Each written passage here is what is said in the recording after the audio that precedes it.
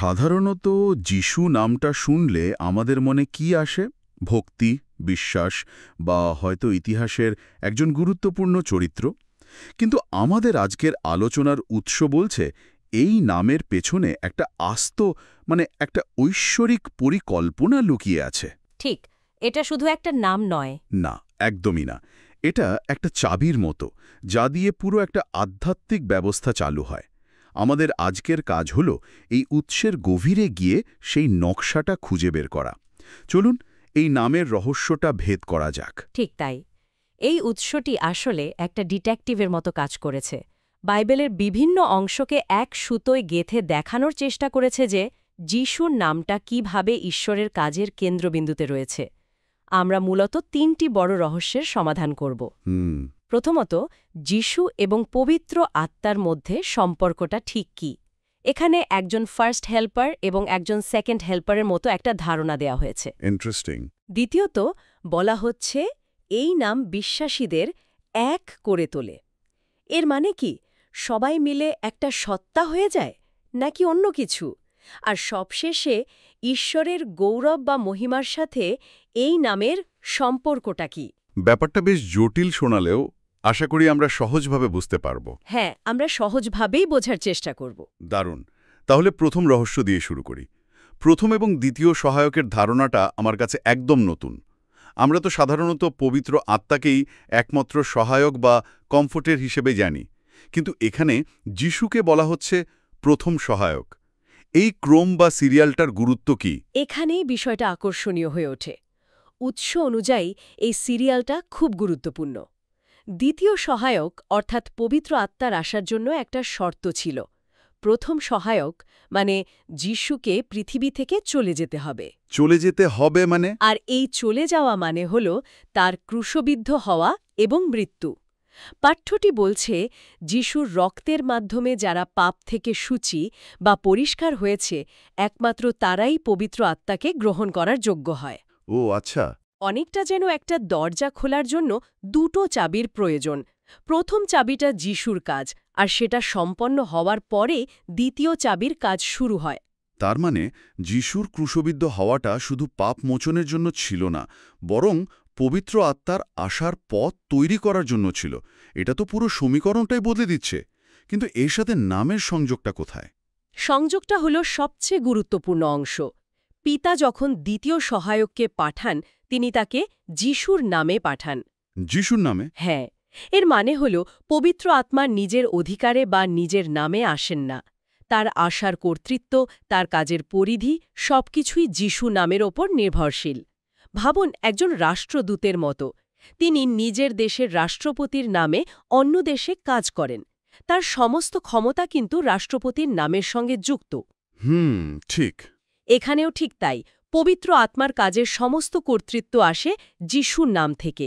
তাই এই নামটি হল পবিত্র আত্মার পৃথিবীতে আসার এবং কাজ করার লাইসেন্স। বাহ! তাহলে এই নামটা শুধু একটা পরিচিতি নয়, এটা একটা অথরিটি বা কর্তৃত্বের সিলমোহর। আচ্ছা, এই যে বললেন পবিত্র আত্মা যিশুর নামে আসেন, এখান থেকে তো আরেকটা প্রশ্ন মাথায় আসে। বলুন। এই নামের শক্তিটা ঠিক কি? কারণ উৎসটি বলছে এই নাম বিশ্বাসীদের এক করে তোলে। এই ব্যাপারটা আমার কাছে সবসময় একটু ধোঁয়াশাপূর্ণ মনে হয়েছে। আধ্যাত্মিক ঐক্য বা এক হওয়া বলতে কি বোঝায়? যে সবার চিন্তা, চেতনা, ব্যক্তিত্ব সব মিলেমিশে একাকার হয়ে যাবে? এটা একটা খুবই সাধারণ প্রশ্ন, এবং উৎসটি এই ধোঁয়াশা কাটানোর জন্য খুব পরিষ্কার একটা ব্যাখ্যা দিয়েছে। উত্তরটা হল না, বিলকুল না। না? না, এটা কোনোভাবেই শারীরিক বা মানসিক সত্তার একীভূত হওয়া নয়। উৎসটি খুব কঠোরভাবে একটা লাইন টেনে দিয়েছে। সৃষ্টিজীব কখনো সৃষ্টিকর্তা হতে পারে না। তাদের মধ্যে একটা মৌলিক পার্থক্য সবসময় থাকবে। তাহলে এই ঐক্যটা কি? এই ঐক্য হল উদ্দেশ্যের ঐক্য। একই চিন্তা বা একই মন ধারণ করা। একটা উদাহরণ দিলে হয়তো বুঝতে সুবিধা হবে। অবশ্যই। ভাবুন একটা অর্কেস্ট্রার কথা। সেখানে ভায়োলিন, সেলো, পিয়ানো, ড্রামস, কত রকমের বাদ্যযন্ত্র থাকে। প্রত্যেকটার নিজস্ব আওয়াজ আছে, নিজস্ব ভূমিকা আছে। কেউ কারো সাথে মিশে একাকার হয়ে যায় না। ভায়োলিন ভায়োলিনই থাকে, ড্রামস ড্রামসই থাকে। কিন্তু যখন তারা একজন কন্ডাক্টরের নির্দেশনায় একটা নির্দিষ্ট সিম্ফনি বাজায়, তখন তাদের সবার উদ্দেশ্য এক হয়ে যায়। আচ্ছা। তাদের মিলিত সুর একটা অসাধারণ ঐক্য তৈরি করে। আধ্যাত্মিক ঐক্যটাও ঠিক সেরকম। শিষ্যরা পবিত্রাত্মা পাওয়ার পর পিটারই ছিলেন, জনই ছিলেন, তাদের ব্যক্তিত্ব হারিয়ে যায়নি। কিন্তু তাদের জীবনের উদ্দেশ্যটা এক হয়ে গিয়েছিল। একদম। তাদের জীবনের উদ্দেশ্য, লক্ষ্য, চালিকা শক্তি সবকিছু এক হয়ে গিয়েছিল, যা খ্রিস্টের উদ্দেশ্যের সাথে মিলে যায়। দারুণ উপমা। অর্থাৎ আধ্যাত্মিক ঐক্য মানে এক সত্তা হয়ে যাওয়া নয়, বরং একই জিপিএস লোকেশন সেট করে নিজের গাড়ি চালানো। প্রত্যেকের গাড়ি আলাদা, চালক আলাদা, কিন্তু গন্তব্য একটাই। বাহ, আপনার উপমাটাও চমৎকার। উৎসুতিতে সমনে আর স্থান বা স্পেস টাইমের একটা ধারণাও তো আনা হয়েছে, তাই না? হ্যাঁ, এই পার্থক্যটা বোঝানোর জন্যই আমরা, অর্থাৎ সৃষ্ট জীব, সময় এবং স্থানের নিয়মের মধ্যে বাঁধা। আমাদের বয়স বাড়ে, আমরা একবারে এক জায়গায় থাকতে পারি। এই জগৎটা আমাদের খেলার মাঠ, এবং এর নিয়ম আমাদের মেনে চলতে হয়। কিন্তু সৃষ্টিকর্তা সব নিয়মের ঊর্ধ্বে।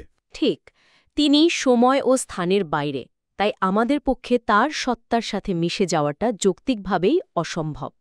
ঐক্যতা তাই সত্তার স্তরে নয়, বরং ইচ্ছার স্তরে হয়। নিজের ইচ্ছাকে ঈশ্বরের ইচ্ছার সাথে মিলিয়ে দেওয়া, এটাই হলো ঐক্যের মূল কথা।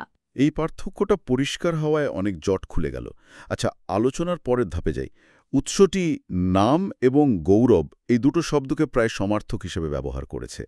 বলা হচ্ছে ঈশ্বর তার গৌরব বা মহিমাকে এই পৃথিবীতে প্রকাশ করার জন্য তার নাম ব্যবহার করেন। এই ধারণাটা বেশ কাব্যিক, কিন্তু একটু বিমূর্ত লাগছে। এটা কিভাবে কাজ করে? ধারণাটা আসলেই গভীর। চলুন এটাকে একটা উপমা দিয়ে বোঝার চেষ্টা করি। ভাবুন, গৌরব হল একটা বিশাল বিদ্যুৎ কেন্দ্রের ভেতরে থাকা অপরিমেয় শক্তি বা পাওয়ার। সেই শক্তিটা আমরা দেখতে পাই না, অনুভব করতে পারি না। ঠিক। কিন্তু সেই শক্তিকে যদি আমাদের ঘরে এনে বাল্ব জ্বালাতে হয় বা ফ্রিজ চালাতে হয়, তাহলে কি দরকার? তার বা ওয়্যারিং সিস্টেম দরকার। এক্স্যাক্টলি। এখানে নাম হল সেই বৈদ্যুতিক তার বা কন্ডাক্টর। ঈশ্বর, যিনি সময় ও স্থানের বাইরে অনন্ত মহিমায় বা গৌরবে বিরাজমান, তিনি তার সেই অদৃশ্য শক্তিকে আমাদের এই সীমাবদ্ধ জগতে প্রকাশ করার জন্য নামকে মাধ্যম হিসেবে ব্যবহার করেন। বাহ! উৎসটি একটা প্রবাহ বা ফ্লো দেখিয়েছে। পুত্র পিতার নামে, অর্থাৎ তার গৌরব নিয়ে পৃথিবীতে এসেছিলেন। এরপর পবিত্র আত্মা পুত্রের নামে, অর্থাৎ পুত্রের গৌরব নিয়ে আসেন। আর এই পবিত্র আত্মাই আর এই পবিত্র আত্মায় বিশ্বাসীদের জীবনে সেই গৌরবকে পুনরুত্থানের মাধ্যমে প্রকাশ করেন। সুতরাং নাম এখানে শুধু একটা শব্দ নয়, এটা হলো সেই চ্যানেল বা পাইপলাইন যার মাধ্যমে অনন্তের গৌরব আমাদের জগতে প্রবাহিত হয়। ওয়াও! নাম হলো গৌরবের কন্ডাক্টর। এই উপমাটা অসাধারণ। তার মানে যখন ঈশ্বরের নামের কথা বলা হয়, তখন শুধু তাকে ডাকার বিষয় নয়, বরং তার শক্তি ও উপস্থিতিকে আহ্বান করার কথা বলা হচ্ছে। এটা তো পুরো দৃষ্টিভঙ্গিটাই বদলে দেয়। একদম। তাহলে এই সব কিছু শেষ কোথায়? এই যে এত বড় একটা পরিকল্পনা সহায়ক পাঠানো, বিশ্বাসীদের এক করা, গৌরব প্রকাশ করা, এই সব কিছুর চূড়ান্ত উদ্দেশ্য কি? যিশু নামের মাধ্যমে ঈশ্বর ঠিক কী অর্জন করতে চান? এটাই হলো মিলিয়ন ডলার প্রশ্ন। আর উৎসটি এর একটা 3 স্তরীয় উত্তর দিয়েছে। এই নামের চূড়ান্ত উদ্দেশ্যকে 3টি ধাপে ভাগ করা যায়। কি কি? প্রথম ধাপ, সৃষ্টজীবকে তাদের করা পাপ থেকে উদ্ধার করা। এটা হলো তাৎক্ষণিক সমাধান, মানে অতীতের ভুলের সংশোধন। আচ্ছা। দ্বিতীয় ধাপ, ভবিষ্যতে পাপ করার সম্ভাবনাকেই নির্মূল করা। এটা আরও গভীর। এটা শুধু ক্ষমা করা নয়, বরং এমন একটা পরিবর্তন আনা যাতে পাপ করার প্রবণতাই আর না থাকে। এবং তৃতীয়, সবচেয়ে বড় ধাপ, সময় ও স্থান, অর্থাৎ এই সমগ্র সৃষ্টি থেকে পাপের অস্তিত্বকে পুরোপুরি মুছে ফেলা। মুছে ফেলা মানে? যেন পাপ বলে কোনো কিছুর অস্তিত্বই কোনোদিন ছিল না। এটা একটা সম্পূর্ণ কসমিক রিসেট বা শুদ্ধিকরণের মতো। এটা তো বিশাল এক পরিকল্পনা। অতীত, বর্তমান আর ভবিষ্যৎ সবকিছুকে অন্তর্ভুক্ত করে পাপকে সম্পূর্ণভাবে নির্মূল করা। কিন্তু এই বিশাল কর্মযজ্ঞে সাধারণ বিশ্বাসীদের ভূমিকাটা কি? তারা কি শুধু দর্শক? না, এখানেই সবচেয়ে চমকপ্রদ অংশটা। তারা দর্শক নয়, বরং সক্রিয় অংশগ্রহণকারী। উৎস অনুযায়ী পবিত্র আত্মার মাধ্যমে ঈশ্বরের সাথে এক হয়ে মানে একই উদ্দেশ্য ধারণ করে বিশ্বাসীরা এই পরিকল্পনায় অংশ নেয়। কিভাবে? তারা ঈশ্বরের ইচ্ছার কাছে নিজেদের স্বাধীন ইচ্ছাকে সমর্পণ করে আর এর মাধ্যমে তারা ঈশ্বরের সহকর্মী বা কো-ওয়ার্কার হয়ে ওঠে। সহকর্মী, সৃষ্টিকর্তার সহকর্মী, এটা তো একটা বিশাল বড় কথা। হ্যাঁ, এবং এর মানে হল তারা তখন আর নিজেদের ছোটখাটো ইচ্ছা বা উদ্দেশ্য নিয়ে বাঁচে না। তাদের জীবনটা ঈশ্বরের সেই বৃহত্তর পরিকল্পনার অংশ হয়ে যায়, যেখানে তিনি সৃষ্টিকে তার চূড়ান্ত ক্যামাল বা পারফেকশনে নিয়ে যাচ্ছেন এবং স্বাধীন ইচ্ছাকে নিখুঁত করছেন। বাহ! তারা তখন এই মহাজাগতিক পুনর্নির্মাণের কর্মী হয়ে ওঠে, আর তাদের কাজের মাধ্যম হয় সেই নাম। তাহলে যদি পুরো আলোচনাটা সংক্ষেপে বলি, আমরা যিশু নামের একটা সাদামাটা ধারণা থেকে শুরু করেছিলাম। সেখান থেকে আমরা দেখলাম এই নামটাই হলো পবিত্র আত্মার আগমনের চাবিকাঠি। এরপর বুঝলাম এই নামের মাধ্যমে যে ঐক্য তৈরি হয় তা সত্তার মিশ্রণ নয়, বরং উদ্দেশ্যের সঙ্গম। একদম ঠিক। এবং সবশেষে দেখলাম এই নামটি হলো ঈশ্বরের অনন্ত গৌরবকে আমাদের বাস্তব জগতে পৌঁছে দেওয়ার মাধ্যম, এক মহাজাগতিক পরিকল্পনার কেন্দ্রবিন্দু, যার লক্ষ্য হল সৃষ্টি থেকে পাপকে চিরতরে মুছে ফেলা। সাধারণ যাত্রা। আর এই আলোচনা শেষে একটা গভীর চিন্তা ভাবার জন্য আমাদের সামনে রেখে যায়। কি সেটা? যদি এই উৎস অনুযায়ী একটি মাত্র নাম সময় ও স্থানের মধ্যে ঐশ্বরিক উদ্দেশ্য, কর্তৃত্ব এবং গৌরব প্রকাশের এমন শক্তিশালী বাহন হতে পারে, তবে সেটা আমাদের ব্যবহৃত অন্য শক্তিশালী শব্দ বা ধারণাগুলো নিয়ে নতুন করে ভাবতে বাধ্য করে। যেমন ন্যায় বিচার, ভালোবাসা বা সত্য। আমরা যখন এই নামগুলো ব্যবহার করি, তখন কি আমরা শুধু কিছু সংজ্ঞা বা ধারণাকে প্রকাশ করি, নাকি এর থেকেও বেশি কিছু?